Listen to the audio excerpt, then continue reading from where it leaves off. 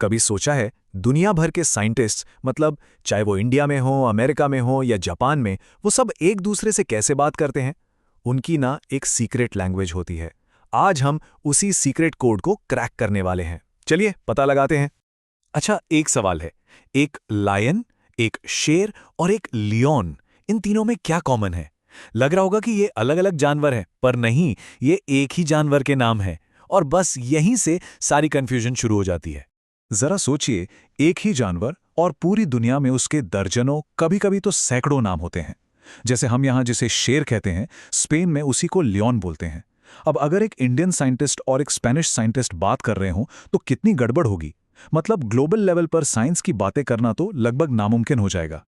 तो इस पूरी कंफ्यूजन को खत्म करने के लिए इतिहास में एक हीरो सामने आया, एक असली जीनियस। चलिए मिलते हैं उस मास्टर कोड मेकर से। ये हैं 18वीं सदी के स्वीडिश साइंटिस्ट कार्ल लिनियस। इन्हें फादर ऑफ टैक्सोनॉमी भी कहते हैं। मतलब जीवों को उनके सही ग्रुप में बांटने की कला के उस्ताद।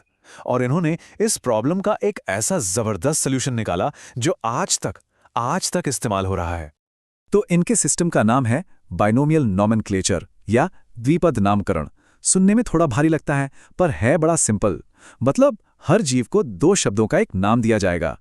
पहला शब्द उसके जीनस यानी उसके खानदान के बारे में बताएगा, और दूसरा शब्द उसकी स्पीशीज यानी उसकी खास पहचान बताएगा। और बस यही वो मास्टर की है जिससे ये पूरा सीक्रेट कोड खुल जाता है। तो ठीक है, सिस्टम तो समझ आ गया, पर इस कोड को इस्तेमाल करने के कुछ रूल्स भी तो होंगे, है ना? चलिए फटाफट वो भी देख लेते हैं। बहुत आसान है। अच्छा, तो नियम बड़े सीधे साधे हैं।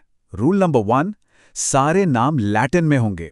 2, नाम में हमेशा दो शब्द होंगे, जीनस और स्पीशीज। 3, जीनस यानी पहला शब्द हमेशा कैपिटल लेटर से शुरू होगा। 4, स्पीशीज यानी दूसरा शब्द हमेशा स्मॉल लेटर में।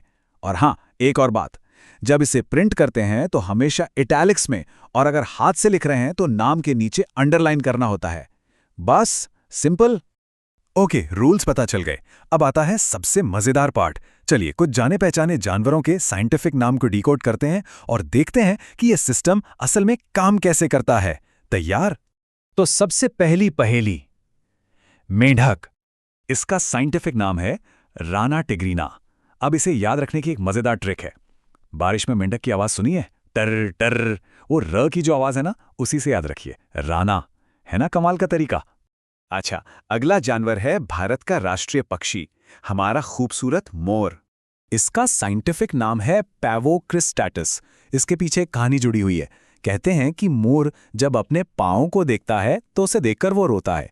तो पाँव से बना पैवो और रोने यानी क्राई करने से बना क्रिस्टैटस। अब ये कहानी सच्ची हो या ना हो, पर नाम याद रखने के लिए तो एकदम परफेक्ट है। चलिए अब बात करते हैं एक बहुत ही कॉमन और प्यारे पालतू जानवर की, कुत्ते की। इसका साइंटिफिक नाम है कैनिस फैमिलियारिस। और ये नाम तो एकदम सही बैठता है। कुत्ते कितनी जल्दी हम इंसानों से फैमिलियर हो जाते हैं, मतलब घुल मिल जाते हैं, हमारे परिवार का हिस्सा बन जाते हैं। तो कैनिस फैमिलियारिस कितना लॉजिकल है। तो ये तो हुई जानवरों की बात, लेकिन ये कमाल का सिस्टम सिर्फ जानवरों के लिए नहीं है। चलिए अब पौधों के किंगडम को भी अनलॉक करते हैं और उनके कुछ मजेदार कोड्स जानते हैं। और पौधों में सबसे पहले बात करते हैं सबकी फेवरेट सब्जी, आलू की। आलू का साइंटिफिक नाम है सोलेनम ट्यूबरोसम। अब इसके पीछे की कहानी सुनिए। कहते हैं कि आलू की जो आंखें होती हैं वो नम होती हैं और वो रो रहा है, तो सोलेनम और रो रहा है, इससे बना सोलेनम ट्यूबरोसम। है ना मजेदार? अच्छा, अगली बारी है फलों के राजा आम की। अरे ये वाला तो बहुत ही आसान है। आम का नाम है मैंजीफेरा इंडिका। मैंजीफेरा सुनने में ही मैंगो जैसा लगता है ना, और इंडिका का मतलब है इंडिया का, तो इसका मतलब हुआ इंडिया का मैंगो। इससे आसान और क्या होगा? तो हम ये सब नाम क्यों सीख रहे हैं? इसका क्या मतलब है? देखिए, ये सिस्टम सिर्फ कुछ अजीबोगरीब नाम रटने के बारे में नहीं है। इसका जो इम्पैक्ट है वो बहुत बड़ा है। ये असल में साइंस की एक यूनिवर्सल लैंग्वेज है। हर एक जीव के लिए बस एक नाम, जिसे दुनिया का हर साइंटिस्ट समझेगा, चाहे वो किसी भी देश में हो, कोई भी भाषा बोलता हो। इससे सारी कंफ्यूजन खत्म हो जाती है और पूरी दुनिया के वैज्ञानिक मिलकर काम कर पाते हैं।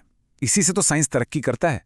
तो आज हमने साइंस का एक सीक्रेट कोड तो क्रैक कर लिया, पर यह सोचने वाली बात है कि ऐसे और कौन-कौन से सीक्रेट कोड्स हैं जो हमारी दुनिया को बेहतर तरीके से समझने में मदद करते हैं, जैसे कि केमिस्ट्री का पीरियोडिक टेबल या फिर मैथ्स के सिंबल्स। कभी सोचा इस बारे में?